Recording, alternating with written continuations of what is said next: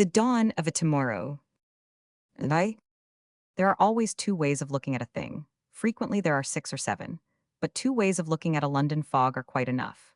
When it is thick and yellow in the streets and stings a man's throat and lungs as he breathes it, an awakening in the early morning is either an unearthly and gruesome, or a mysteriously enclosing, secluding, and comfortable thing. If one awakens in a healthy body, and with a clear brain rested by normal sleep and retaining memories of a normally agreeable yesterday, one may lie watching the housemaid building the fire, and after she has swept the hearth and put things in order, lie watching the flames of the blazing and crackling would catch the coals and set them blazing also, and dancing merrily and filling corners with a glow. And in so lying and realizing that leaping light and warmth and a soft bed are good things, one may turn over on one's back, stretching arms and legs luxuriously, drawing deep breaths and smiling at a knowledge of the fog outside, which makes 8:30 on a December morning as dark as 12 o'clock on a December night. Under such conditions, the soft, thick, yellow gloom has its picturesque and even humorous aspect. One feels enclosed by it at once fantastically and cozily, and is inclined to revel in imaginings of the picture outside, its Rembrandt lights and orange yellows, the halos about the street lamps, the illumination of shop windows, the flare of torches stuck up over coster barrows and coffee stands, the shadows on the faces of the men and women selling and buying beside them. Refreshed by sleep and comfort, and surrounded by light, warmth, and good cheer, it is easy to face the day, to confront going out into the fog and feeling a sort of pleasure in its mysteries. This is one way of looking at it, but only one. The other way is marked by enormous differences. A man, he had given his name to the people of the house as Anthony Dart, awakened in a third-story bedroom in a lodging house in a poor street in London. And as his consciousness returned to him, its slow and reluctant movings confronted the second point of view, marked by enormous differences. He had not slept 2 consecutive hours through the night, and when he had slept he had been tormented by dreary dreams, which were more full of misery because of their elusive vagueness, which kept his tortured brain on a wearying strain of effort to reach some definite understanding of them. Yet when he awakened, the consciousness of being again alive was an awful thing. If the dreams could have faded into blankness and all have passed with the passing of the night, how he could have thanked whatever gods there be. Only not to awake, but he had awakened. The clock struck 9 as he did so, consequently he knew the hour. The lodging-house slavey had aroused him by coming to light the fire. She had set her candle on the hearth and done her work as stealthily as possible, but he had been disturbed, though he had made a desperate effort to struggle back into sleep. That was no use, no use. He was awake and he was in the midst of it all again. Without the sense of luxurious comfort, he opened his eyes and turned upon his back, throwing out his arms flatly, so that he lay as in the form of a cross, in heavy weariness and anguish. For months he had awakened each morning after such a night, and had so lain like a crucified thing. As he watched the painful flickering of the damp and smoking wood and coal, he remembered this, and thought that there had been a lifetime of such awakenings, not knowing that the morbidness of a fagged brain blotted out the memory of more normal days and told him fantastic lies which were but 100th part truth. He could see only the 100th part truth, and it assumed proportions so huge that he could see nothing else. In such a state, the human brain is an infernal machine, and its workings can only be conquered if the mortal thing which lives with it, day and night, night and day, has learned to separate its controllable from its seemingly uncontrollable atoms, and can silence its clamor on its way to madness. Anthony Dart had not learned this thing, and the clamor had had its hideous way with him. Physicians would have given a name to his mental and physical condition. He had heard these names often, applied to men the strain of whose lives had been like the strain of his own, and had left them as it had left him, jaded, joyless, breaking things. Some of them had been broken and had died, or were dragging out bruised and tormented days in their own homes or in madhouses. He always shuddered when he heard their names, and rebelled with sick fear against the mere mention of them. They had worked as he had worked. They had been stricken with the delirium of accumulation as he had been. They had been caught in the rush and swirl of the great maelstrom, and had been borne round and round in it, until having grasped every coveted thing tossing upon its circling waters, they themselves had been flung upon the shore with both hands full, the rocks about them strewn with rich possessions, while they lay prostrate and gazed at all life had brought with dull, hopeless, anguished eyes. He knew, if the worst came to the worst, what would be said of him because he had heard it said of others. He worked too hard, he worked too hard. He was sick of hearing it. What was wrong with the world? What was wrong with man, as man, if work could break him like this? If one believed in deity, the living creature it breathed into being must be a perfect thing, not one to be wearied, sickened, tortured by the life its breathing had created. A mere man would disdain to build a thing so poor and incomplete. A mere human engineer who constructed an engine whose workings were perpetually at fault, which went wrong when called upon to do the labor it was made for. Who would not scoff at it and cast it aside as a piece of worthless bungling? Something is wrong, he muttered, lying flat upon his cross and staring at the yellow haze which had crept through crannies in window sashes into the room. Someone is wrong. Is it I or you? His thin lips drew themselves back against his teeth in a mirthless smile which was like a grin. Yes, he said, I am pretty far gone. I am beginning to talk to myself about God. Brian did it just before he was taken to Dr. Hewlett's place and cut his throat. He had not led a specially evil life. He had not broken laws, but the subject of deity was not one which his scheme of existence had included. When it had haunted him of late, he had felt it an untoward and morbid sign. The thing had drawn him, he had complained against it, he had argued, sometimes he knew, shuddering, that he had raved. Something had seemed to stand aside and watch his being and his thinking. Something which filled the universe had seemed to wait, and to have waited through all the eternal ages, to see what he, one man, would do. At times a great appalled wonder had swept over him at his realization that he had never known or thought of it before. It had been there always, through all the ages that had passed. And sometimes, once or twice, the thought had in some unspeakable, untranslatable way brought him a moment's calm. But at other times he had said to himself, with a shivering soul cowering within him, that this was only part of it all and was a beginning, perhaps, of religious monomania. During the last week he had known what he was going to do. He had made up his mind. This abject horror through which others had let themselves be dragged to madness or death he would not endure. The end should come quickly, and no one should be smitten aghast by seeing or knowing how it came. In the crowded, shabbier streets of London, there were lodging houses where one, by taking precautions, could end his life in such a manner as would blot him out of any world where such a man as himself had been known. A pistol, properly managed, would obliterate resemblance to any human thing. Months ago, through chance talk, he had heard how it could be done, and done quickly. He could leave a misleading letter. He had planned what it should be. The story it should tell of a disheartened, mediocre venturer of his poor all returning bankrupt and humiliated from Australia, ending existence in such pennilessness that the parish must give him a pauper's grave. What did it matter where a man lay, so that he slept? Surely with one's brains scattered one would sleep soundly anywhere. He had come to the house the night before, dressed shabbily with the pitiable respectability of a defeated man. He had entered droopingly with bent shoulders and hopeless hang of head. In his own sphere, he was a man who held himself well.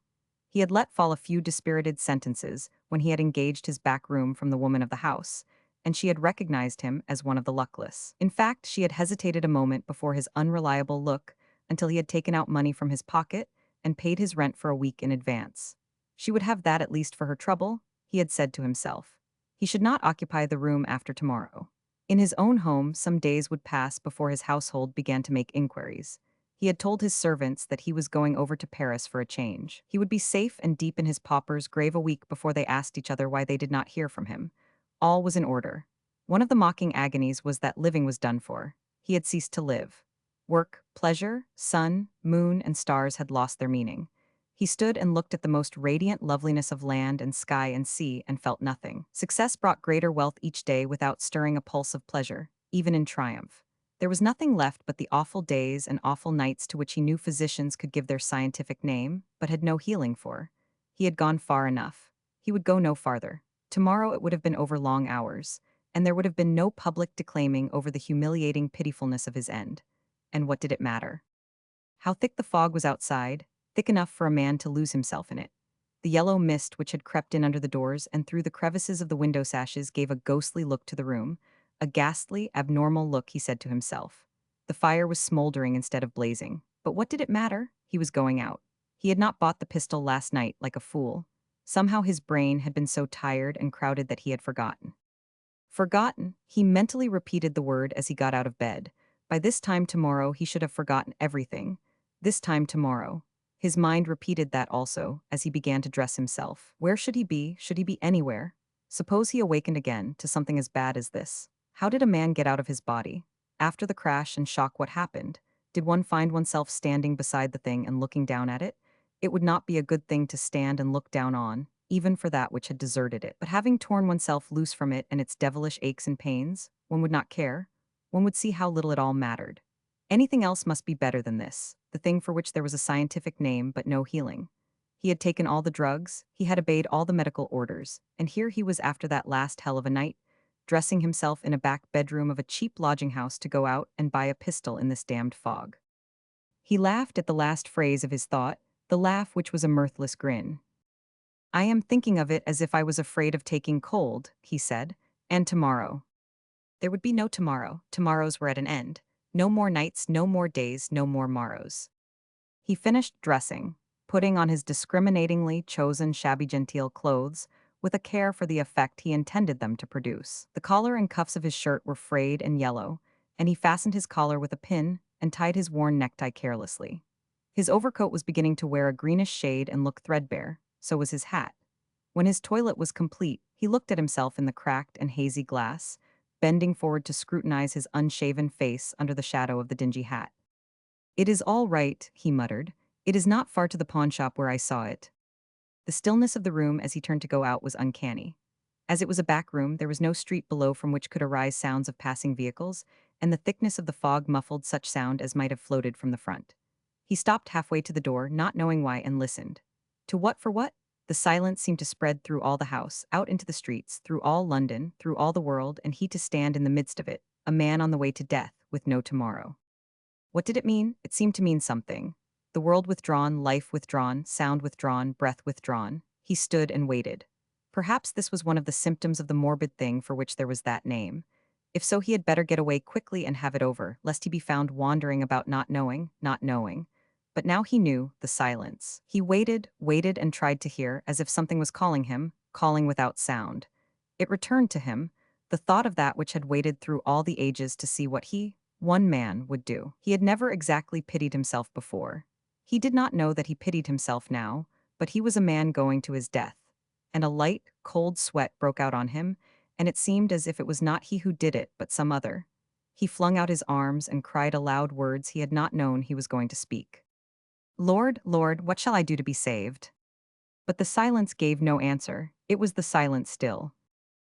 And after standing a few moments panting, his arms fell and his head dropped, and turning the handle of the door, he went out to buy the pistol. Roman 2.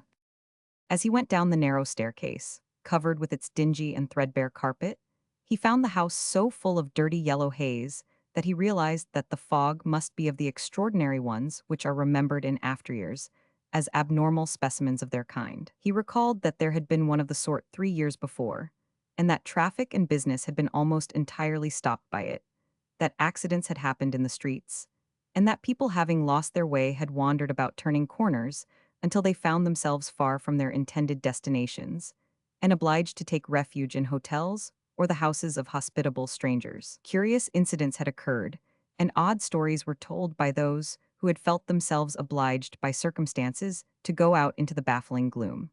He guessed that something of a like nature had fallen upon the town again. The gaslight on the landings and in the melancholy hall burned feebly, so feebly that one got but a vague view of the rickety hat stand and the shabby overcoats and headgear hanging upon it. It was well for him that he had but a corner or so to turn before he reached the pawnshop, in whose window he had seen the pistol he intended to buy. When he opened the street door, he saw that the fog was, upon the whole, perhaps even heavier and more obscuring, if possible, than the one so well remembered. He could not see anything 3 feet before him. He could not see with distinctness anything 2 feet ahead. The sensation of stepping forward was uncertain and mysterious enough to be almost appalling. A man not sufficiently cautious might have fallen into any open hole in his path. Anthony Dart kept as closely as possible to the sides of the houses. It would have been easy to walk off the pavement into the middle of the street, but for the edges of the curb and the step downward from its level.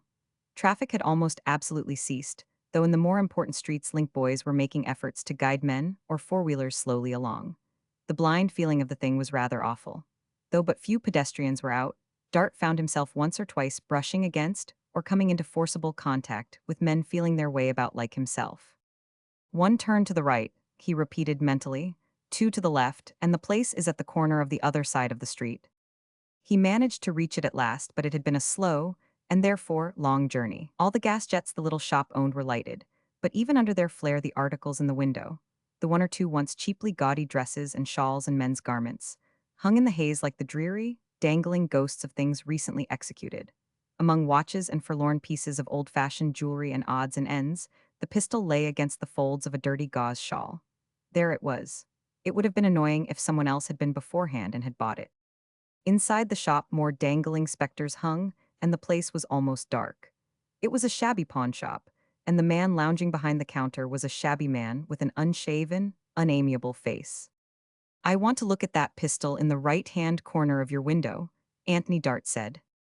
The pawnbroker uttered a sound, something between a half-laugh and a grunt. He took the weapon from the window. Anthony Dart examined it critically. He must make quite sure of it. He made no further remark. He felt he had done with speech. Anthony Dart examined it critically. Being told the price asked for the purchase, he drew out his purse and took the money from it. After making the payment, he noted that he still possessed a £5 note and some sovereigns. There passed through his mind a wonder as to who would spend it. The most decent thing, perhaps, would be to give it away. If it was in his room, tomorrow, the parish would not bury him, and it would be safer that the parish should. He was thinking of this as he left the shop and began to cross the street. Because his mind was wandering, he was less watchful. Suddenly, a rubber-tired hansom, moving without sound, appeared immediately in his path. The horse's head loomed up above his own. He made the inevitable involuntary whirl aside to move out of the way. The hansom passed, and turning again, he went on. His movement had been too swift to allow of his realizing the direction in which his turn had been made. He was wholly unaware that when he crossed the street, he crossed backward instead of forward.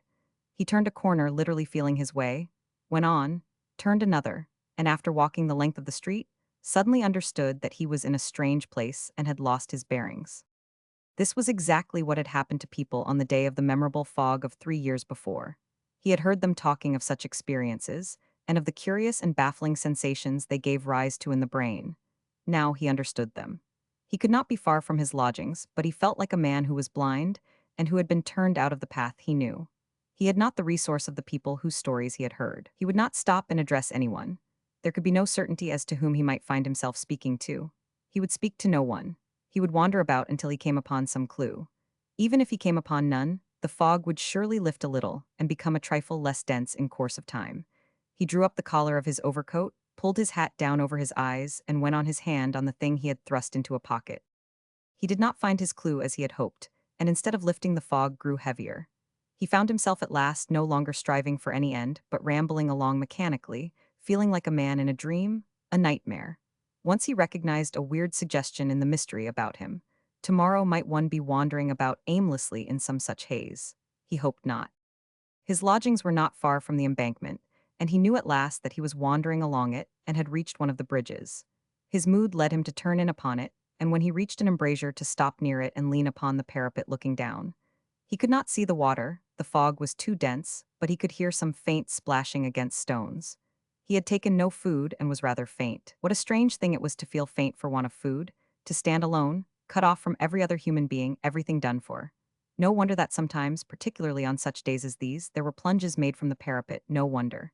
He leaned farther over and strained his eyes to see some gleam of water through the yellowness, but it was not to be done. He was thinking the inevitable thing, of course, but such a plunge would not do for him. The other thing would destroy all traces. As he drew back, he heard something fall with the solid, tinkling sound of coin on the flagged pavement. When he had been in the pawnbroker's shop, he had taken the gold from his purse and thrust it carelessly into his waistcoat pocket, thinking that it would be easy to reach when he chose to give it to one beggar or another, if he should see some wretch who would be the better for it. Some movement he had made in bending had caused a sovereign to slip out, and it had fallen upon the stones. He did not intend to pick it up, but in the moment in which he stood looking down at it, he heard close to him a shuffling movement. What he had thought a bundle of rags or rubbish covered with sacking, some tramp's deserted or forgotten belongings, was stirring. It was alive, and as he bent to look at it, the sacking divided itself, and a small head, covered with a shock of brilliant red hair, thrust itself out, a shrewd, small face turning to look up at him slyly with deep-set black eyes. It was a human girl creature, about 12 years old. "Are yer goin' to do it?" she said in a hoarse, street-strained voice. "Yer would be a fool if yer did, with as much as that on yer." She pointed with a reddened, chapped, and dirty hand at the sovereign. "Pick it up," he said, "you may have it."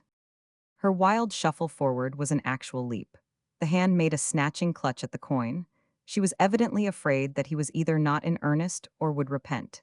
The next second she was on her feet and ready for flight. "Stop," he said, "I've got more to give away." She hesitated, not believing him, yet feeling it madness to lose a chance. "More," she gasped.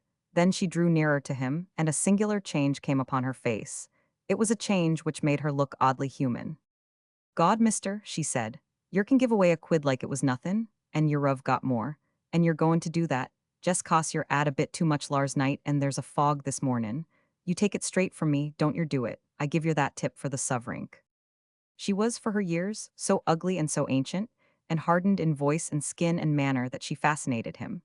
Not that a man who has no tomorrow in view is likely to be particularly conscious of mental processes. He was done for, but he stood and stared at her. What part of the power moving the scheme of the universe stood near, and thrust him on in the path designed he did not know then, perhaps never did. He was still holding on to the thing in his pocket, but he spoke to her again.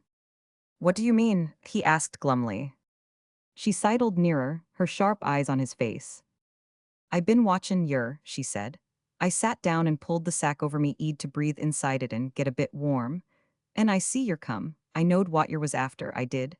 I watched yer through a 'ole in me sack. I wasn't goin' to call a copper. I shouldn't want ter be stopped myself if I made up me mind.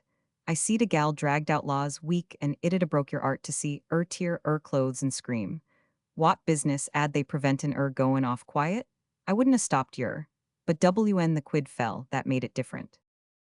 He said, feeling the foolishness of the statement, but making it, nevertheless, "I am ill." "Course you're ill, it's your eed. Come along me and get a cup coffee at a stand and buck up. If your ruv give me that quid straight, wish yer may die, I'll go with yer and get a cup myself. I ain't 'ad a bite since yesterday, and 'twant nothin' but a slice o' Polony sausage I found on a dust heap. Come on, mister." She pulled his coat with her cracked hand.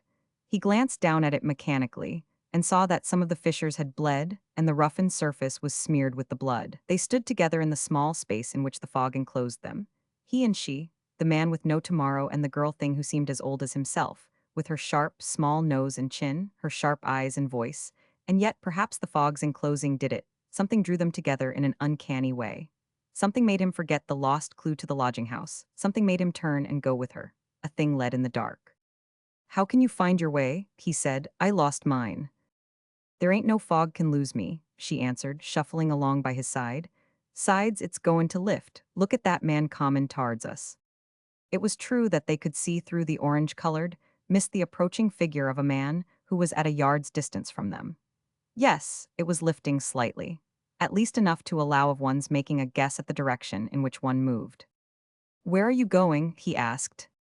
"Apple Blossom Court," she answered. "The coffee stands in a street near it, and there's a shop where I can buy things." "Apple Blossom Court," he ejaculated. "What a name." "There ain't no apple blossoms there," chuckling, "nor no smell of 'em. Tea ain't as nice as its name is, Apple Blossom Court ain't." "What do you want to buy? A pair of shoes?" The shoes her naked feet were thrust into were leprous-looking things through which nearly all her toes protruded, but she chuckled when he spoke. "No, I'm going to buy a Dimond Turrerer to go to the Opry Inn," she said, dragging her old sack closer round her neck. "I ain't 'ad a new un since I went to the last drawin' room." It was impudent street chaff, but there was cheerful spirit in it, and cheerful spirit has some occult effect upon morbidity.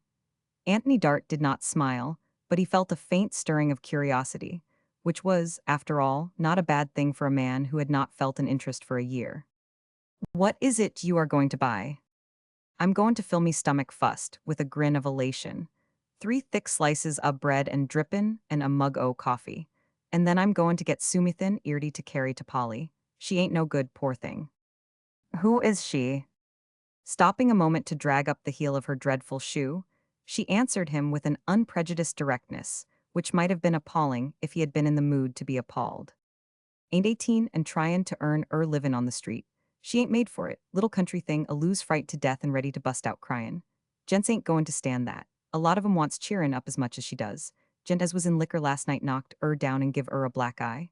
'Twant ill feelin', but he lost his temper and give her a knock casual. She can't go out tonight, and she's been 'uddled up all day cryin' for mother." "Where is her mother?" "In the country on a farm. Polly took a place in a lodge-news and got in trouble. The baby was dead, and when she come out o' Queen Charlotte's she was took in by a woman and kep. She kicked out in a weak coss of her cryin'. The life didn't suit I found cryin' fit to split kissed one night, corner o' apple blossom court, and I took care of Where? Me chambers, grinning, top loft of a ooze in the court. If anyone else to ave it I should be turned out. It's an ole, I can tell yer, but it's better than sleepin' under the bridges. Take me to see it, said Anthony Dart. I want to see the girl. The words spoke themselves. Why should he care to see either cockloft or girl? He did not. He wanted to go back to his lodgings with that which he had come out to buy, yet he said this thing. His companion looked up at him with an expression actually relieved. Would you take up with With eager sharpness, as if confronting a simple business proposition. She's pretty and clean, and she won't drink a drop o' nothin'. If she was treated kind, she'd be cheerfler. She's got a round face and light air and eyes. Air's curly, p-raps yeared like Take me to see her. She'd look better tomorrow, cautiously, when the swellin's gone down round eye. Dart started, and it was because he had for the last 5 minutes forgotten something. I shall not be here tomorrow, he said. His grasp upon the thing in his pocket had loosened, and he tightened it. I have some more money in my purse, he said deliberately. I meant to give it away before going. I want to give it to people who need it very much. She gave him one of the sly, squinting glances. Deservin' cases, she put it to him in brazen mockery. I don't care, he answered slowly and heavily. I don't care a damn. Her face changed exactly as he had seen it change on the bridge when she had drawn nearer to him. Its ugly hardness suddenly looked human, and that she could look human was fantastic. "'Ow much ave yer?" she asked. "'Ow much is it?" "About £10. She stopped and stared at him with open mouth. "God," she broke out, £10 send Apple Blossom Court to Eving. Leastways, it'd take some of it out o' Take me to it, he said roughly. Take me. She began to walk quickly, breathing fast. The fog was lighter, and it was no longer a blinding thing. A question occurred to Dart. Why don't you ask me to give the money to you? He said bluntly. Dunno, she answered as bluntly, but after taking a few steps farther she spoke again. I'm cheerfuler than most of 'em, she elaborated. If you're born cheerful you can stand things. When I gets a job nussin', women's Bibles they don't cry when I 'andles 'em. I gets many a bite and a copper coss o' that. Folks likes yer. I shall get on better than Polly when I'm old enough to go on the street. The organ of whose lagging, sick pumpings Anthony Dart had scarcely been aware for months gave a sudden leap in his breast. His blood actually hastened its pace, and ran through his veins instead of crawling, a distinct physical effect of an actual mental condition. It was produced upon him by the mere matter-of-fact ordinariness of her tone. He had never been a sentimental man, and had long ceased to be a feeling one, but at that moment something emotional and normal happened to him. You expect to live in that way, he said. Ain't nothing else for me to do, wished I was better lookin'. But I've got a lot of air, clawing her mop, and it's red. One day, chuckling, a gent says to me, he says, Oh, you're roll do, you're an ugly little devil, but ye are a devil. She was leading him through a narrow, filthy back street, and she stopped, grinning up in his face. I say, mister, she wheedled, let's stop at the coffee stand, it's up this way. When he acceded and followed her, she quickly turned a corner. They were in another lane, thick with fog, which flared with the flame of torches stuck in costers' barrows which stood here and there. Barrows with fried fish upon them, barrows with second-hand looking vegetables, and others piled with more than second-hand looking garments. Trade was not driving, but near one or two of them dirty, ill-used looking women, a man or so, and a few children stood.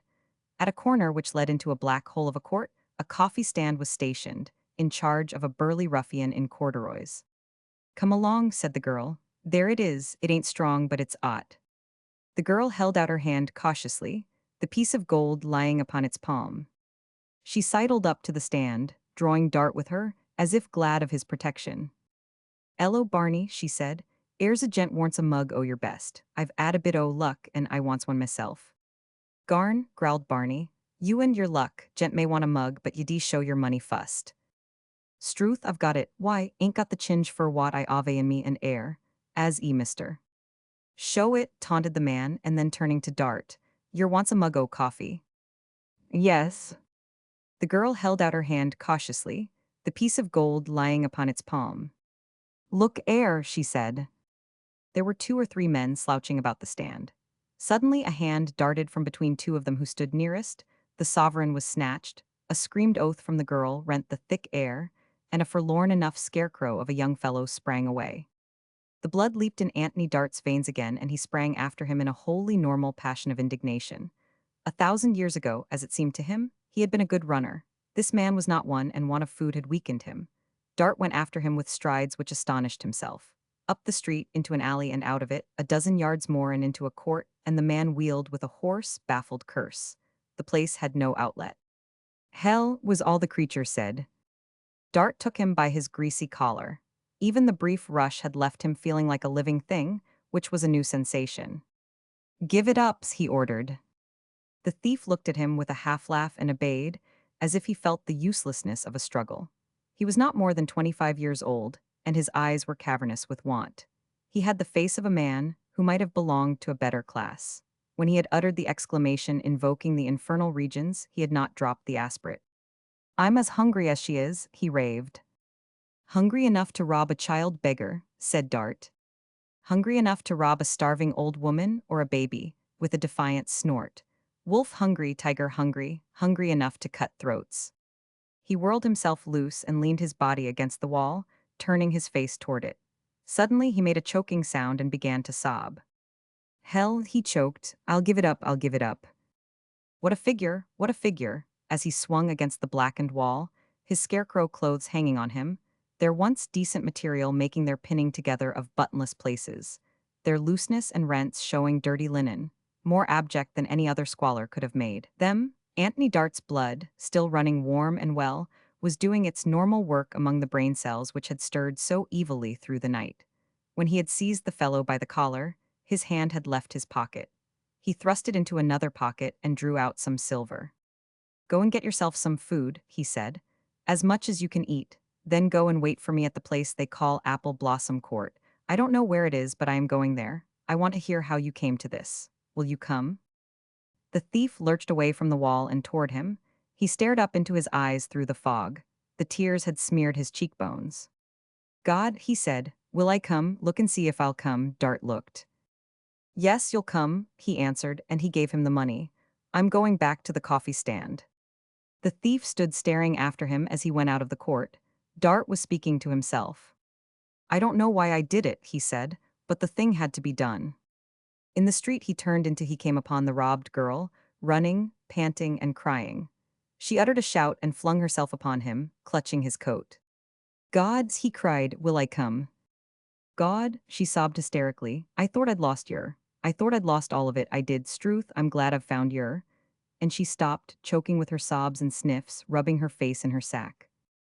Here is your sovereign, Dart said, handing it to her. She dropped the corner of the sack and looked up with a queer laugh. Did yer find a copper? Did yer give him in charge? No, answered Dart. He was worse off than you. He was starving. I took this from him, but I gave him some money and told him to meet us at Apple Blossom Court. She stopped short and drew back a pace to stare up at him. Well, she gave forth, wider a queer one. And yet, in the amazement on her face, he perceived a remote dawning of an understanding of the meaning of the thing he had done. He had spoken like a man in a dream. He felt like a man in a dream, being led in the thick mist from place to place. He was led back to the coffee stand, where now Barney, the proprietor, was pouring out coffee for a hoarse-voiced coster girl with a draggled feather in her hat, who greeted their arrival hilariously. Hello, Glad, she cried out, got your sovereign back? Glad, it seemed to be the creature's wild name, nodded, but held close to her companion's side, clutching his coat. Let's go in there and change it, she said, nodding toward a small pork and ham shop nearby, and then you can take care of it for me. What did she call you? Anthony Dart asked her as they went. Glad, don't know as I ever 'ad an I'm o me own, but a little cove as went once to the Pannerman told me about a young lady as was fairy queen and her name was Gladys Beverly St. John, so I called myself that. No one never said it all at onct. They don't never say nothin' but glad. I'm glad enough this mornin', chuckling again. Avin the luck to come up with you, mister. Never had luck like it afore. They went into the pork and ham shop and changed the sovereign. There was cooked food in the windows, roast pork and boiled ham and corned beef. She bought slices of pork and beef, and of suet pudding with a few currants sprinkled through it. Will yer help me to carry it? She inquired. I'll ave to get a few pen'orth o' coal and wood and a screw o' tea and sugar. my wig, wata feed me and Polly'll ave. As they returned to the coffee stand, she broke more than once into a hop of glee. Barney had changed his mind concerning her. A solid sovereign which must be changed, and a companion whose shabby gentility was absolute grandeur when compared with his present surroundings made a difference. She received her mug of coffee and thick slice of bread, and dripping with a grin, and swallowed the hot, sweet liquid down in ecstatic gulps. "Ain't I in luck?" she said, handing her mug back when it was empty. "Gie me another, Barney." Anthony Dart drank coffee also and ate bread and dripping. The coffee was hot and the bread and dripping, dashed with salt, quite eatable. He had needed food and felt the better for it. "Come on, mister," said Glad when their meal was ended. "I want to get back to Polly, and there's coal and bread and things to buy." She hurried him along, breaking her pace with hops at intervals. She darted into dirty shops and brought out things screwed up in paper. She went last into a cellar and returned carrying a small sack of coal over her shoulders. "Bought sack and all," she said elatedly. "A sack's a good thing to ave." "Let me carry it for you," said Anthony Dart. "Spile your coat," with her sidelong upward glance. "I don't care," he answered. "I don't care a damn." The final expletive was totally unnecessary, but it meant a thing he did not say. Whatsoever was thrusting him this way and that, speaking through his speech, leading him to do things he had not dreamed of doing, should have its will with him. He had been fastened to the skirts of this beggar imp, and he would go on to the end and do what was to be done this day. It was part of the dream. The sack of coal was over his shoulder when they turned into Apple Blossom Court. It would have been a black hole on a sunny day, and now it was like Hades, lit grimly by a gas jet or two, small and flickering, with the orange haze about them. Filthy flagging, murky doorways, broken steps and broken windows stuffed with rags, and the smell of the sewers let loose had Apple Blossom Court. Glad, with the wealth of the pork and ham shop and other riches in her arms, entered a repellent doorway in a spirit of great good cheer, and Dart followed her.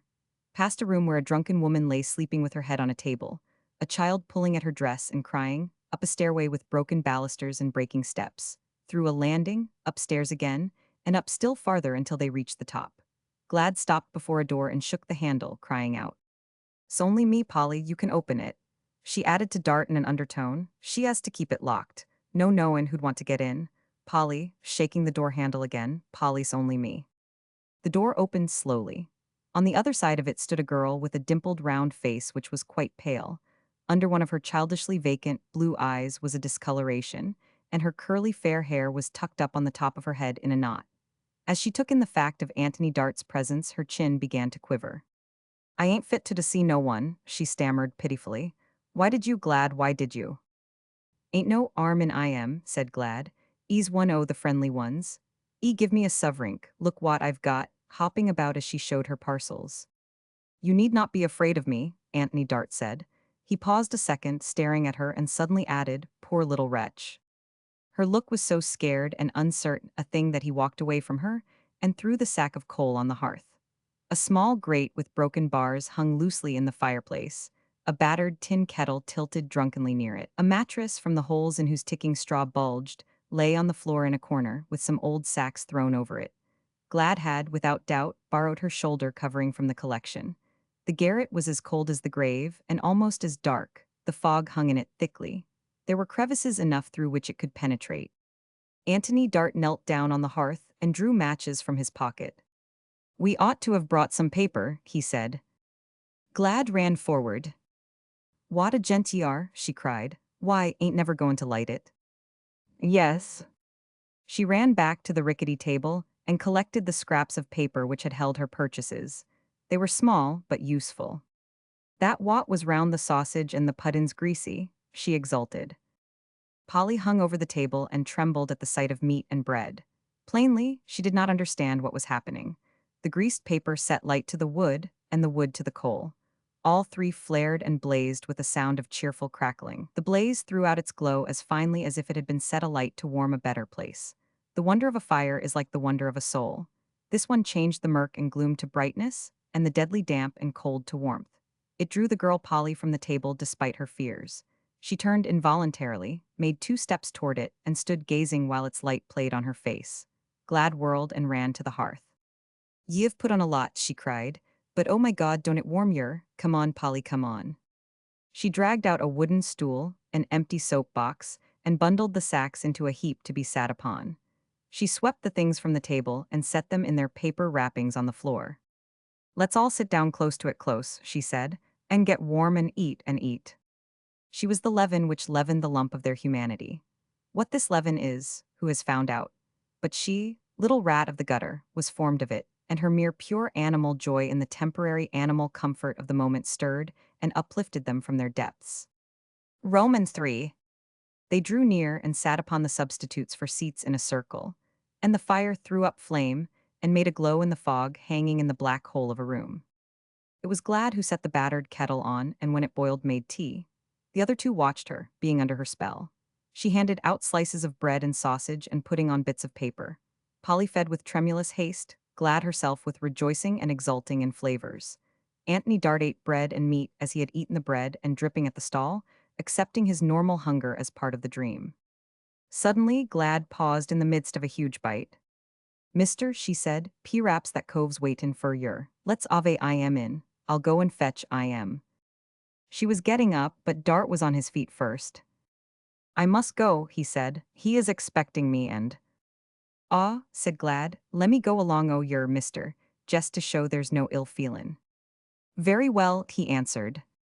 It was she who led, and he who followed. At the door she stopped and looked round with a grin. "Keep up the fire, Polly," she threw back. "Ain't it warm and cheerful? It'll do the cove good to see it." She led the way down the black, unsafe stairway. She always led. Outside the fog had thickened again, but she went through it as if she could see her way. At the entrance to the court the thief was standing, leaning against the wall with fevered, unhopeful waiting in his eyes. He moved miserably when he saw the girl, and she called out to reassure him. "I ain't up to no 'arm," she said. "I only come with the gent." Anthony Dart spoke to him. "Did you get food?" The man shook his head. "I turned faint after you left me, and when I came to I was afraid I might miss you," he answered. "I daren't lose my chance. I bought some bread and stuffed it in my pocket. I've been eating it while I've stood here." "Come back with us," said Dart. "We are in a place where we have some food." He spoke mechanically, and was aware that he did so. He was a pawn pushed about upon the board of this day's life. "Come on," said the girl. "Yer can get enough to last for 3 days." She guided them back through the fog until they entered the murky doorway again. Then she almost ran up the staircase to the room they had left. When the door opened, the thief fell back a pace as before an unexpected thing. It was the flare of firelight which struck upon his eyes. He passed his hand over them. "A fire," he said. "I haven't seen one for a week. Coming out of the blackness, it gives a man a start." Improvident joy gleamed in Glad's eyes. "We'll be warm, Unct," she chuckled, "if we ain't never warm agin." She drew her circle about the hearth again. The thief took the place next to her, and she handed out food to him, a big slice of meat, bread, a thick slice of pudding. "Fill yourself up," she said, "then ye'll feel like yer can talk." The man tried to eat his food with decorum, some recollection of the habits of better days restraining him, but starved nature was too much for him. His hands shook, his eyes filled, his teeth tore. The rest of the circle tried not to look at him. Glad and Polly occupied themselves with their own food. Anthony Dart gazed at the fire. Here he sat warming himself in a loft with a beggar, a thief, and a helpless thing of the street. He had come out to buy a pistol. Its weight still hung in his overcoat pocket, and he had reached this place of whose existence he had an hour ago not dreamed. Each step which had led him had seemed a simple, inevitable thing, for which he had apparently been responsible, but which he knew, yes, somehow he knew, he had of his own volition neither planned nor meant. Yet here he sat, a part of the lives of the beggar, the thief, and the poor thing of the street. What did it mean? "Tell me," he said to the thief, "how you came here." By this time, the young fellow had fed himself, and looked less like a wolf. It was to be seen now that he had blue-gray eyes which were dreamy and young. "I have always been inventing things," he said a little huskily. "I did it when I was a child. I always seemed to see there might be a way of doing a thing better, getting more power. When other boys were playing games, I was sitting in corners trying to build models out of wire and string, and old boxes and tin cans. I often thought I saw the way to things, but I was always too poor to get what was needed to work them out. Twice I heard of men making great names and fortunes because they had been able to finish what I could have finished if I had had a few pounds. It used to drive me mad and break my heart. His hands clenched themselves, and his huskiness grew thicker. There was a man, catching his breath, who leaped to the top of the ladder and set the whole world talking and writing, and I had done the thing first, I swear I had. It was all clear in my brain, and I was half mad with joy over it, but I could not afford to work it out. He could, so to the end of time it will be his. He struck his fist upon his knee. Ah, the deep little drawl was a groan from Glad. I got a place in an office at last. I worked hard and they began to trust me. I had a new idea. It was a big one. I needed money to work it out. I remembered what had happened before. I felt like a poor fellow running a race for his life. I knew I could pay back 10 times, 100 times what I took. You took money, said Dart. The thief's head dropped. No, I was caught when I was taking it. I wasn't sharp enough. Someone came in and saw me, and there was a crazy row. I was sent to prison. There was no more trying after that. It's nearly 2 years since, and I've been hanging about the streets and falling lower and lower. I've run miles panting after cabs with luggage in them, and not had strength to carry in the boxes when they stopped. I've starved and slept out of doors. But the thing I wanted to work out is in my mind all the time, like some machine tearing round. It wants to be finished. It never will be, that's all. Glad was leaning forward staring at him, her roughened hands with the smeared cracks on them clasped round her knees. Things as to be finished, she said. They finish theirselves. How do you know? Dart turned on her. Dunno how I know, but I do. When things begin they finish, it's like a wheel rollin' down an ill. Her sharp eyes fixed themselves on Dart's.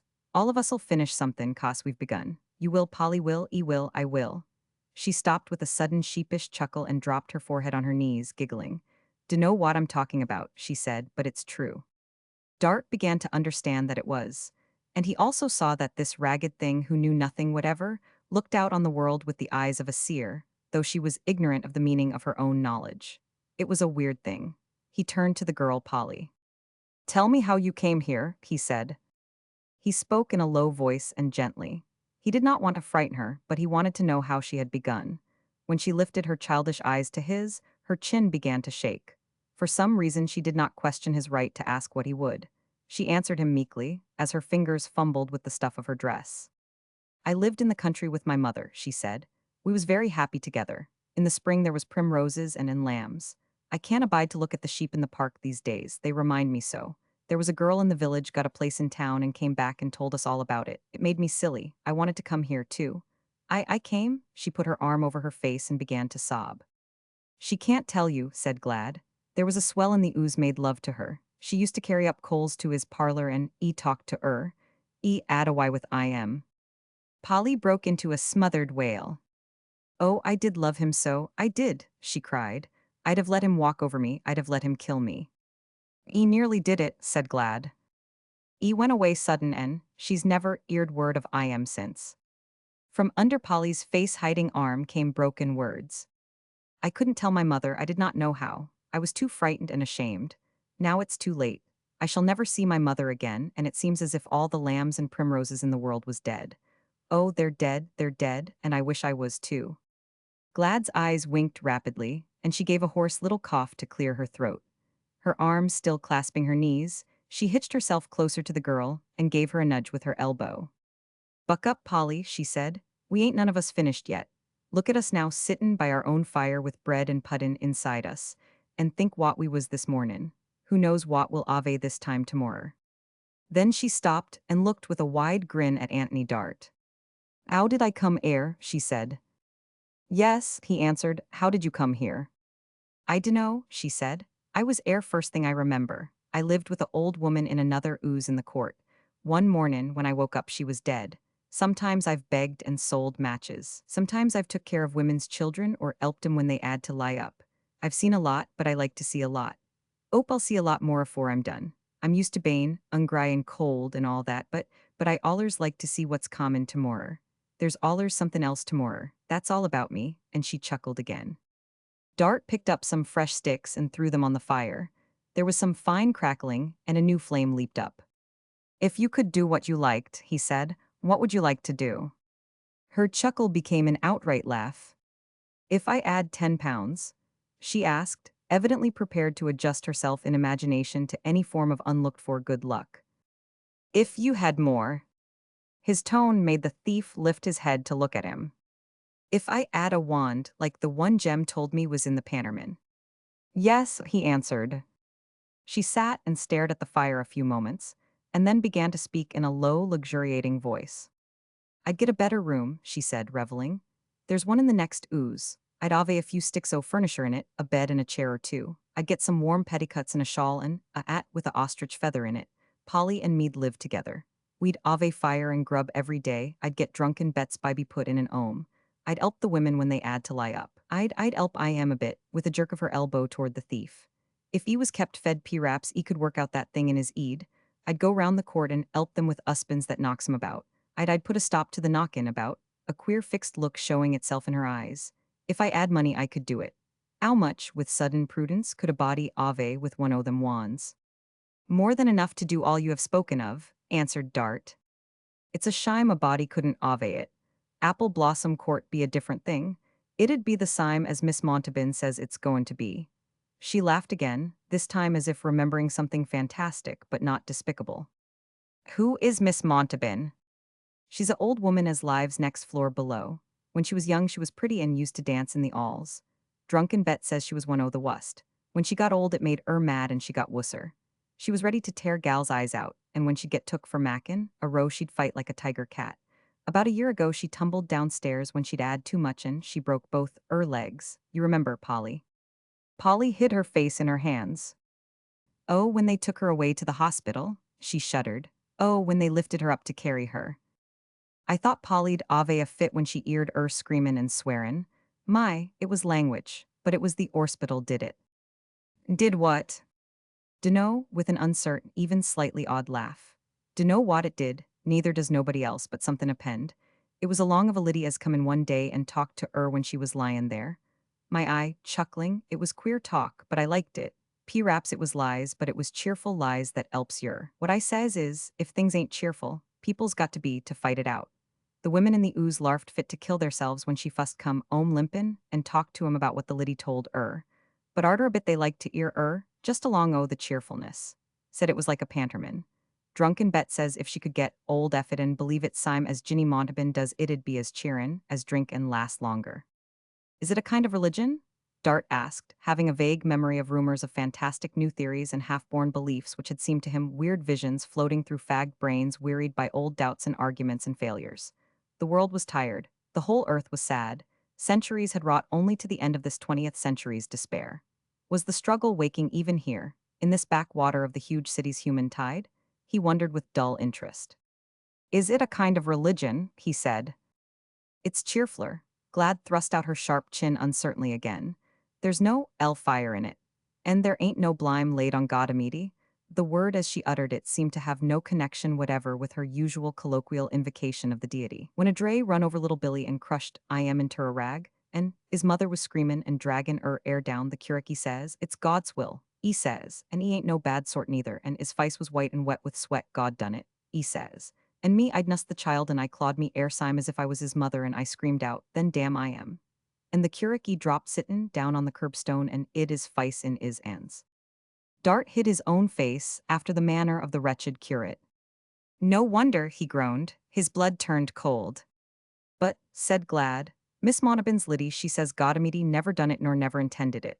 And if we kept sayin' and believin', ease close to us and not millions of miles away, we'd be took care of whilst we was alive and not ave to wait till we was dead. She got up on her feet and threw up her arms with a sudden jerk and involuntary gesture. I'm alive, she cried out. I'm alive, she cried out. I've got Turby took care of now. That's why I like what she tells about it. So does the women. We ain't no more reason ter be sure of what the curate says than ter be sure o' this. Dunno as I've got ter choose either way, but if I add, I'd choose the cheerfulest. Dart had sat staring at her, so had Polly, so had the thief. Dart rubbed his forehead. I do not understand, he said. Ain't understanding, it's believin'. Bless yer, she doesn't understand. I say, let's go and talk to 'er a bit. She don't mind nothin' and she'll let us in. We can leave Polly and I am air. They can make some more tea and drink it. It ended in their going out of the room together again and stumbling once more down the stairway's crookedness. At the bottom of the first short flight, they stopped in the darkness, and Glad knocked at a door with a summons manifestly expectant of cheerful welcome. She used the formula she had used before. "S'ani me, Miss Montalban," she cried out. "S'ani glad."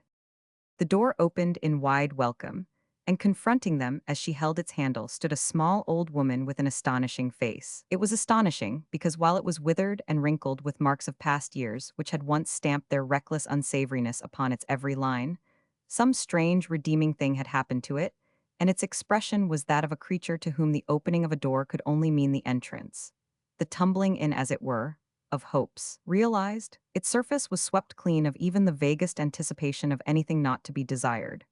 Smiling as it did through the black doorway into the unrelieved shadow of the passage, it struck Anthony Dart at once that it actually implied this, and that in this place, and indeed in any place, nothing could have been more astonishing. What could, indeed? "Well, well," she said, "come in, Glad, bless yer. I've brought a gent to ear your talk a bit," Glad explained informally. The small old woman raised her twinkling old face to look at him. "Ah," she said, as if summing up what was before her. "'E thinks it's worse than it is, doesn't 'e now? Come in, sir, do." This time it struck Dart that her look seemed actually to anticipate the evolving of some wonderful and desirable thing from himself, as if even his gloom carried with it treasure as yet undisplayed. As she knew nothing of the 10 sovereigns, he wondered what, in God's name, she saw. The poverty of the little square room had an odd cheer in it. Much scrubbing had removed from it the objections manifest in Glad's room above.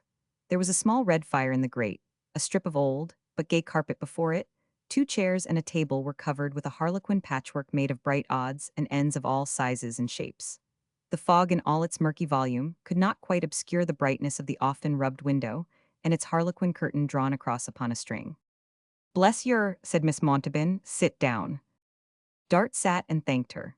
Glad dropped upon the floor and girdled her knees comfortably while Miss Montalban took the second chair, which was close to the table, and snuffed the candle which stood near a basket of colored scraps such as, without doubt, had made the harlequin curtain.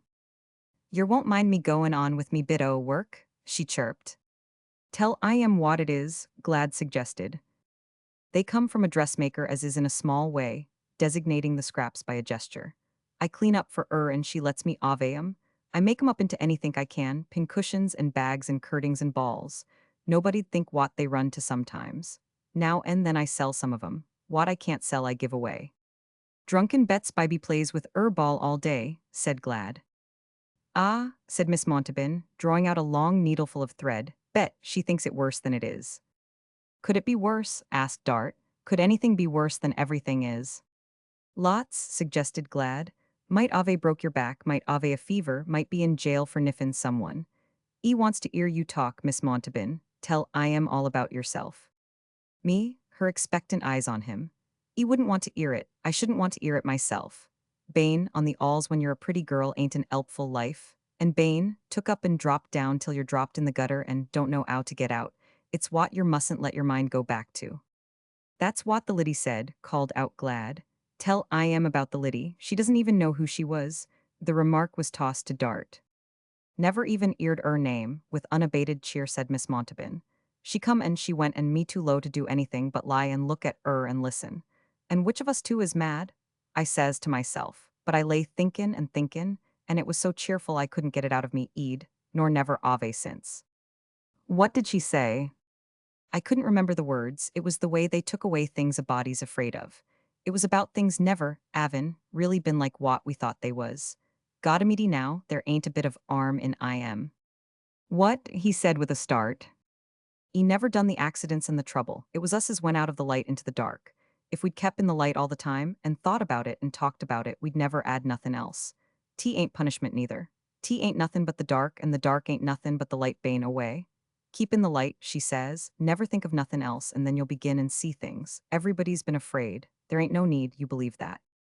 "Believe," said Dart heavily. She nodded. "Yes," says I to 'er, "that's where the trouble comes in, believin'." And she answers as cool as could be. "Yes, it is," she says. "We've all been thinkin' we've been believin', and none of us as. If we add what there be to be afraid of. If we believed a king was givin' us our livin' and talkin' care of us who'd be afraid of not 'avin' enough to eat." "Who?" groaned Dart. He sat hanging his head and staring at the floor. This was another phase of the dream. "Where is E?" I says. "I am as breaks old women's legs and crushes babies under wheels so as they'll be resigned. And all of a sudden she calls out quite loud.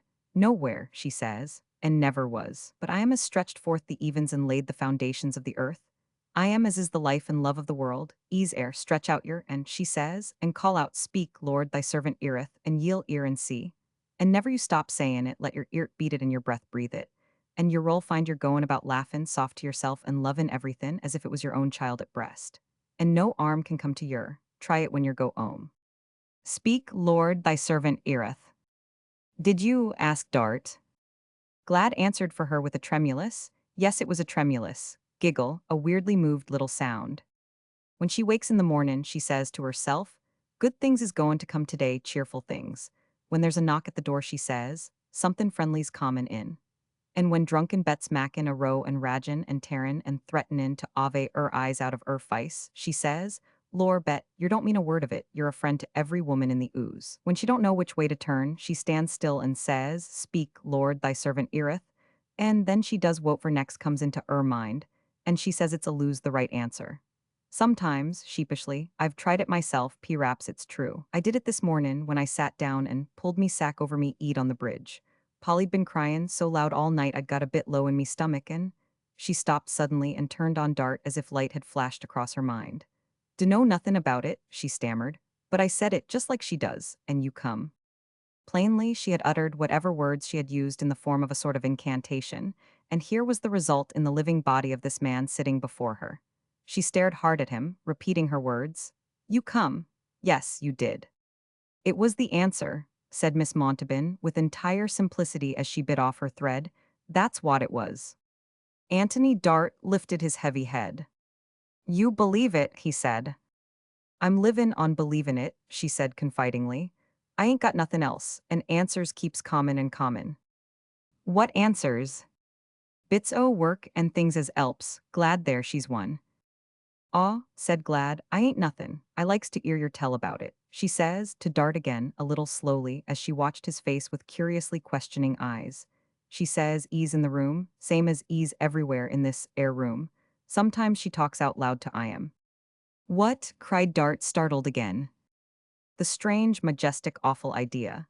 The deity of the ages, to be spoken of as a mere unfeared reality. And even as the vaguely formed thought sprang in his brain, he started once more, suddenly confronted by the meaning his sense of shock implied. What had all the sermons of all the centuries been preaching, but that it was reality? What had all the infidels of every age contended, but that it was unreal and the folly of a dream? He had never thought of himself as an infidel. Perhaps it would have shocked him to be called one, though he was not quite sure. But that a little superannuated dancer at music halls, battered and worn by an unlawful life, should sit and smile in absolute faith at such a superstition as this, stirred something like awe in him. For she was smiling in entire acquiescence. It's what the curate says, she enlarged radiantly. Though e don't believe it, poor young man, e Ani thinks e does. It's for ig and lo, e says, for you and me as well as for them as is royal families. The almighty e's everywhere. Yes, says I've felt I'm air as near as why are yourself, sir, I ave, and I've spoke to I am. What did the curate say? Dart asked, amazed. Seemed like it frightened I am a bit. We mustn't be too bold, Miss Montalban, my dear.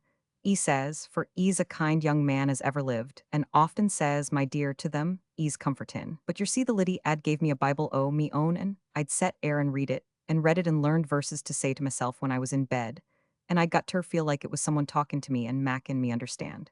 So I says, T ain't boldness we're warned against, it's not lovin' and trustin' enough, and not askin' and believin' true. Don't you remember what it says? I, even I, am that comforteth yer. Who art thou that thou art afraid of man that shall die in? The Son of Man that shall be made as grass. And forgetteth Jehovah thy Creator, that stretched forth the evens and laid the foundations of the earth. And I've covered thee with the shadow of me, and it says, and I will go before thee and make the rough places smooth. And hitherto ye have asked nothing in my name, ask therefore that ye may receive, and your joy may be made full. And E looked down on the floor as if E was doin' some 'ard thinkin', poor young man, and E says, quite sudden and shaky, Lord, I believe, help thou my unbelief. And E says it as if E was in trouble and didn't know E'd spoke out loud. Where, how did you come upon your verses? Said Dart. How did you find them? Ah, triumphantly, they was all answers. They was the first answers I ever 'ad. When I first come 'ome in, it seemed as if I was goin' to be swept away in the dirt o' the street, One day when I was near drove wild with cold and unjure, I set down on the floor and I dragged the Bible to me and I says, there ain't nothing on earth or in 'ell as'll 'elp me. I'm going to do what the liddy said, mad or not. And I 'eld the book, and I 'eld my breath too, 'cause it was like waitin' for the end o' the world. And after a bit I ears myself call out in a oller whisper, speak, Lord, thy servant eareth, show me a ope. And I was tremblin' all over when I opened the book. And there it was. I will go before thee and make the rough places smooth. I will break in pieces the doors of brass and will cut in sunder the bars of iron. And I knowed it was an answer. You knew it was an answer. What else was it, with a shining face? I'd arst for it, and there it was. And in about a hour Glad come runnin' up air, and she'd add a bit o' luck. 'Twasn't nothin' much, Glad broken deprecatingly. On'y I'd got somethin' to eat and a bit o' fire. And she made me goin', ave a earty meal, and set and warm myself. And she was that cheerful and full o' pluck, she helped me to forget about the things that was mackin' me into a madwoman. She was the answer, same as the book ad promised. They comes in different wise the answers does. Bless yer, they don't come in claps of thunder and streaks o' lightnin'. They just comes easy and natural. So sometimes yer don't think for a minute or two that they're answers at all. But it comes to yer in a bit, and your eart stands still for joy. And ever since then I just go to me book and arst. P-raps, her smile an illuminating thing. Me bane, the low and poor in spirit at the beginnin'. And settin'. Ere all alone by myself day in and day out, just thinkin' it all over, and arstin'. And waitin' P-raps light was gave me 'cause I was in such a little place and in the dark. But I ain't poor in spirit now. Lor, no, yer can't be when yer of Ani got to believe. And hitherto ye ave arst nothin' in my name, arst therefore that ye may receive and your joy be made full. Am I sitting here listening to an old female reprobate's disquisition on religion? Passed through Antony Dart's mind. Why am I listening? I am doing it because here is a creature who believes, knowing no doctrine, knowing no church. She believes, she thinks she knows her deity is by her side. She is not afraid. To her simpleness the awful unknown is the known, and with her. Suppose it were true, he uttered aloud, in response to a sense of inward tremor, suppose it were true.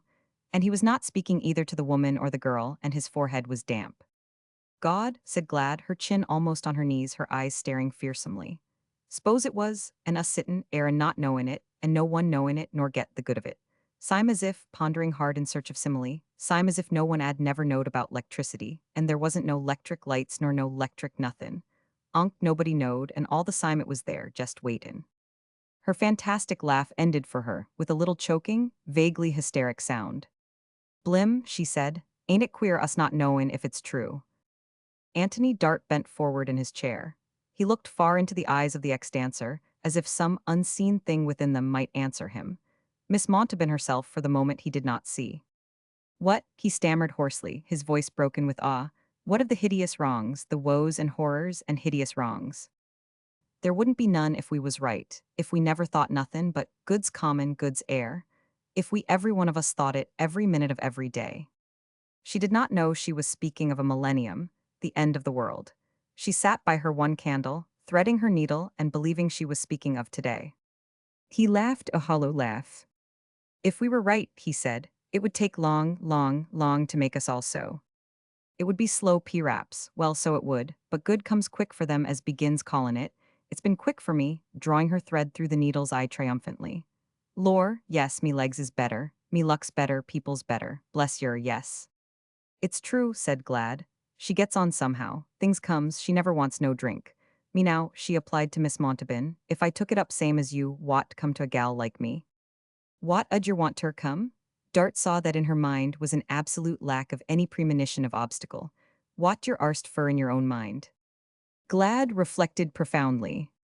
Polly, she said, she wants to go 'ome to 'er mother and to the country. I ain't got no mother and what I 'ear of the country seems like I'd get tired of it. Nothin' but quiet and lambs and birds and things growin'. Me, I likes things goin' on. I likes people and organs and busses. I'd stay same as I told you, with a jerk of her hand toward Dart. And do things in the court if I add a bit o' money. I don't want to live no gay life when I'm a woman. It's too 'ard. Us poor uns ends too bad. Wished I knowed I could get on some o. Good'll come, said Miss Montalban. Just you say the same as me every mornin', goods fillin' the world, and some of it's common to me. It's bane sent, and I'm goin' to meet it. It's common, it's common. She bent forward and touched the girl's shoulder with her astonishing eyes alight. Bless yer, what's in my room's in yours, lor, yes. Glad's eyes stared into hers, they became mysteriously, almost awesomely astonishing also. Is it? She breathed in a hushed voice. Yes, Lord, yes, when you get up in the mornin' you just stand still and arst it. Speak, Lord, says you, speak, Lord. Thy servant eareth, ended Glad's hushed speech. Blim, but I'm going to try it. Perhaps the brain of her saw it still as an incantation. Perhaps the soul of her, called up strangely out of the dark and still newborn and blind and vague, saw it vaguely and half blindly as something else. Dart was wondering which of these things were true. We've never been expectin' nothin' that's good, said Miss Montalban. We're a lose expectin' the other. Who isn't? I was a lose expectin' rheumatiz and unjur and cold and starvin' old age. What was you lookin' for? To Dart. He looked down on the floor and answered heavily. Failing brain, failing life, despair, death.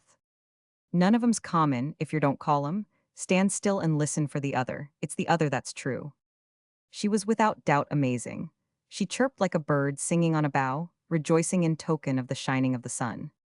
It's what yer can work on this, said Glad. The curric is a good sort and no, arm in im, but e says, trouble and unjur is ter teach yer ter submit. Accidents and coughs as tears your lungs is sent you to prepare yer for even. If your loves I am as sends 'em, your roll go there. Ave yer ever been, says I ave yer ever saw anyone that's been?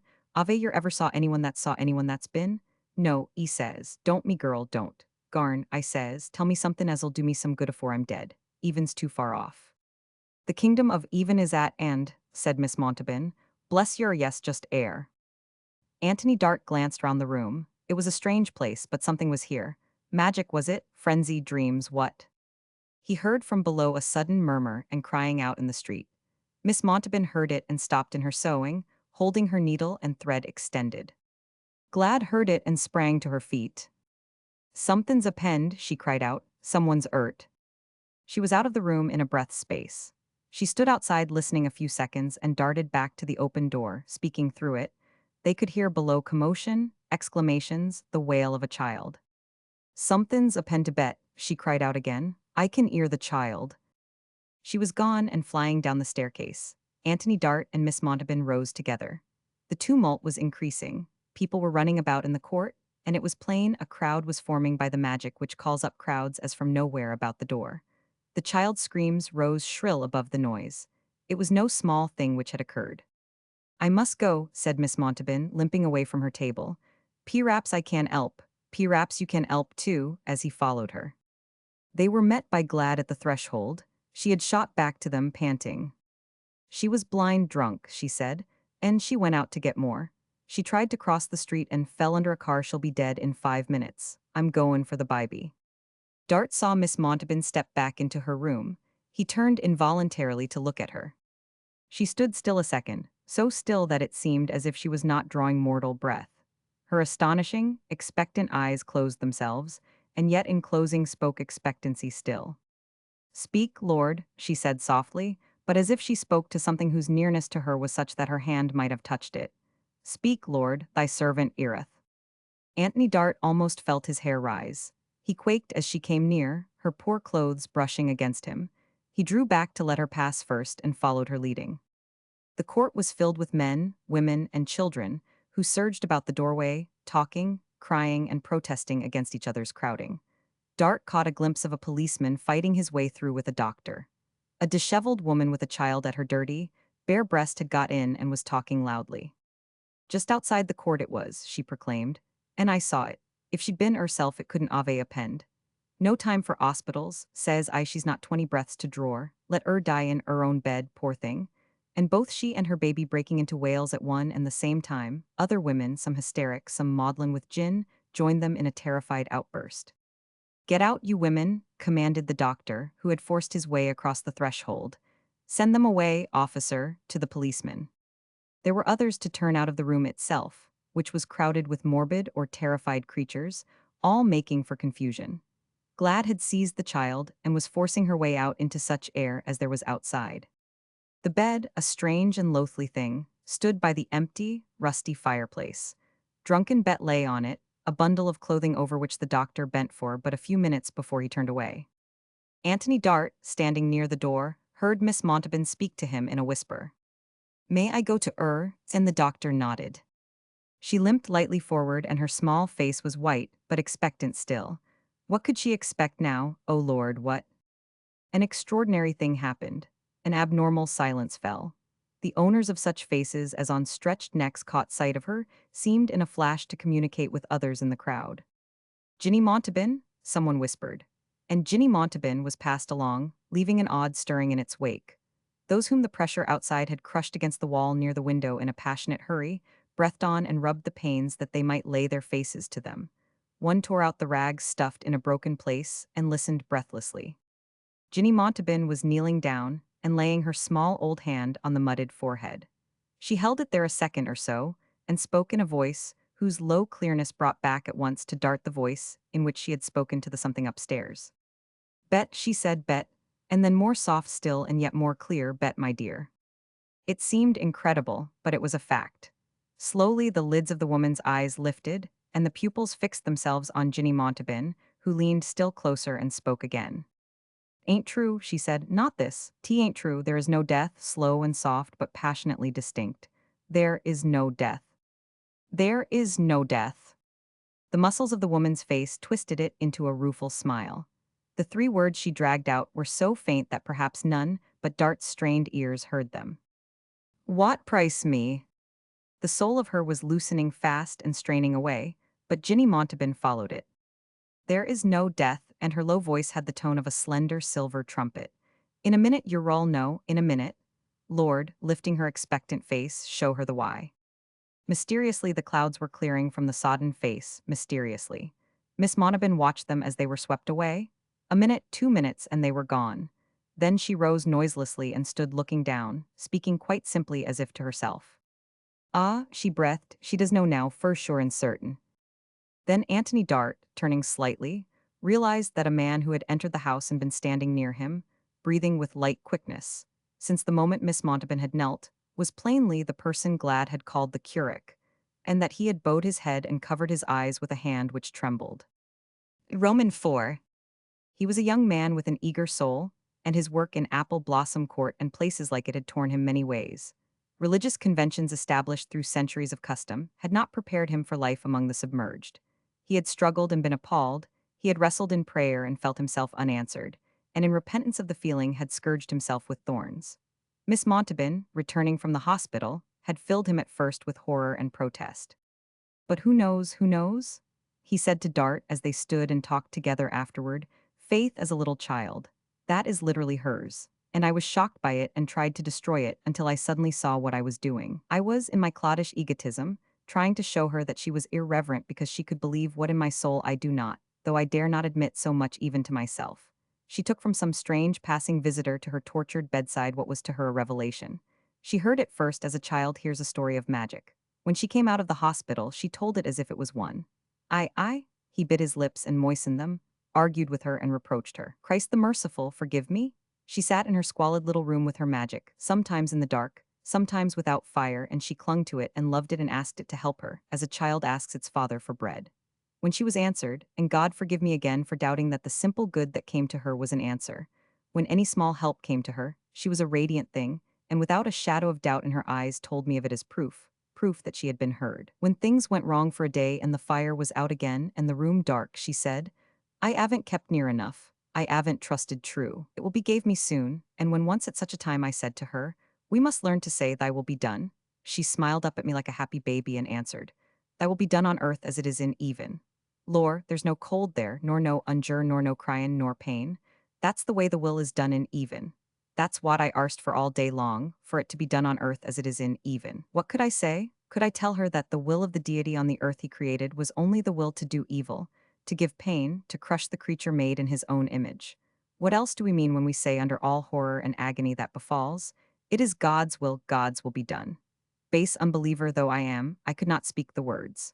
Oh, she has something we have not. Her poor, little misspent life has changed itself into a shining thing, though it shines and glows only in this hideous place.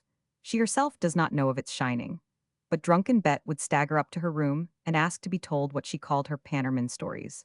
I have seen her there sitting listening with strange quiet on her and dull yearning in her sodden eyes. So would other and worse women go to her, and I, who had struggled with them, could see that she had reached some remote longing in their beings which I had never touched.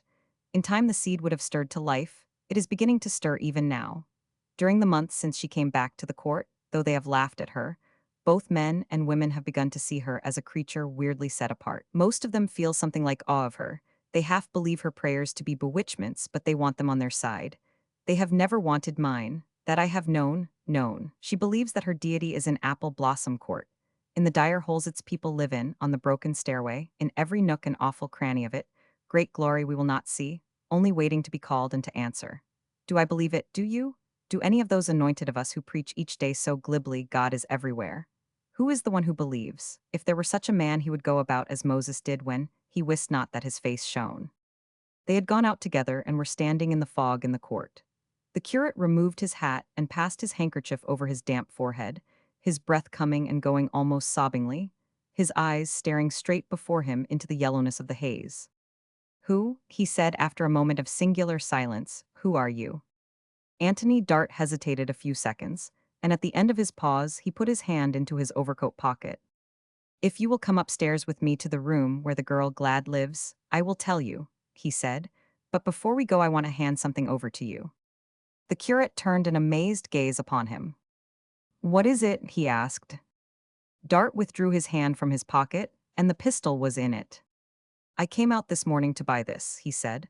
I intended, never mind what I intended. A wrong turn taken in the fog brought me here. Take this thing from me and keep it. The curate took the pistol and put it into his own pocket without comment.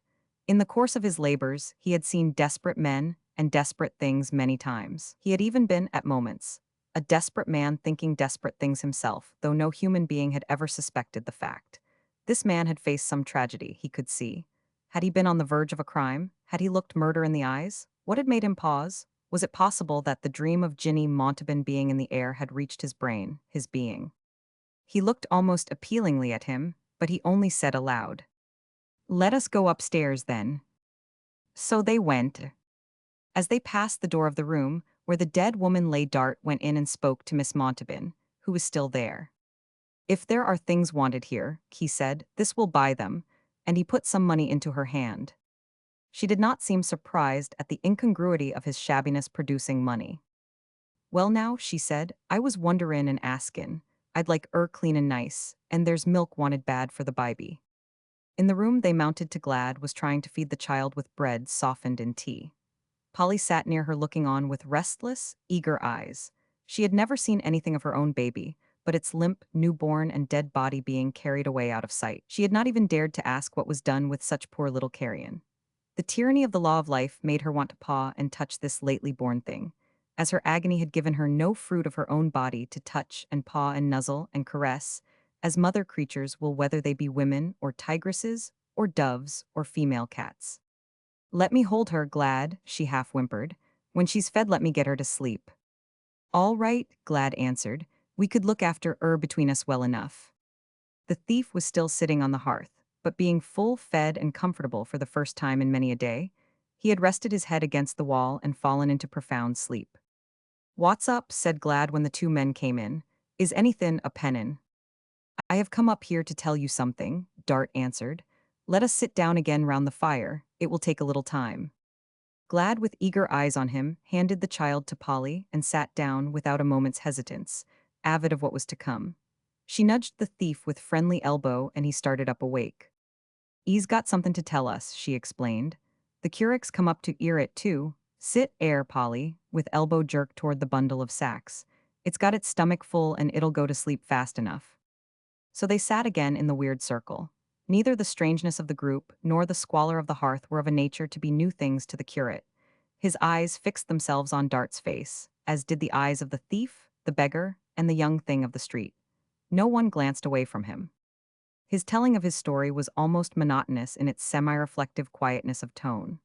The strangeness to himself, though it was a strangeness he accepted absolutely without protest, lay in his telling it at all, and in a sense of his knowledge that each of these creatures would understand and mysteriously know what depths he had touched this day. "Just before I left my lodgings this morning," he said, "I found myself standing in the middle of my room and speaking to something aloud. I did not know I was going to speak. I did not know what I was speaking to. I heard my own voice cry out in agony, 'Lord, Lord, what shall I do to be saved?'" The curate made a sudden movement in his place and his sallow young face flushed, but he said nothing. Glad's small and sharp countenance became curious. "Speak, Lord, thy servant heareth," she quoted tentatively. "No," answered Dart. "It was not like that. I had never thought of such things, I believed nothing. I was going out to buy a pistol, and when I returned intended to blow my brains out." "Why?" asked Glad with passionately intent eyes. "Why?" "Because I was worn out and done for, and all the world seemed worn out and done for. And among other things, I believed I was beginning slowly to go mad." From the thief there burst forth a low groan, and he turned his face to the wall. "I've been there," he said. "I'm near there now." Dart took up speech again. There was no answer, none. As I stood waiting, God knows for what, the dead stillness of the room was like the dead stillness of the grave. And I went out saying to my soul, "This is what happens to the fool who cries aloud in his pain." "I've cried aloud," said the thief, "and sometimes it seemed as if an answer was coming, but I always knew it never would," in a tortured voice. "'Tain't fair to arst that why," Glad put in with shrewd logic. "Miss Montabin she allers knows it will come, and it does." "Something, not myself, turned my feet toward this place," said Dart. "I was thrust from one thing to another. I was forced to see and hear things close at hand. It has been as if I was under a spell. The woman in the room below, the woman lying dead." He stopped a second and then went on. "There is too much that is crying out aloud. A man such as I am, it has forced itself upon me, cannot leave such things and give himself to the dust. I cannot explain clearly because I am not thinking as I am accustomed to think. A change has come upon me. I shall not use the pistol, as I meant to use it." Glad made a friendly clutch at the sleeve of his shabby coat. "Righto," she cried. "That's it, you buck up Sim as I told yer. Why, ain't Stony broke and there's allers to-morrow." Anthony Dart's expression was weirdly retrospective.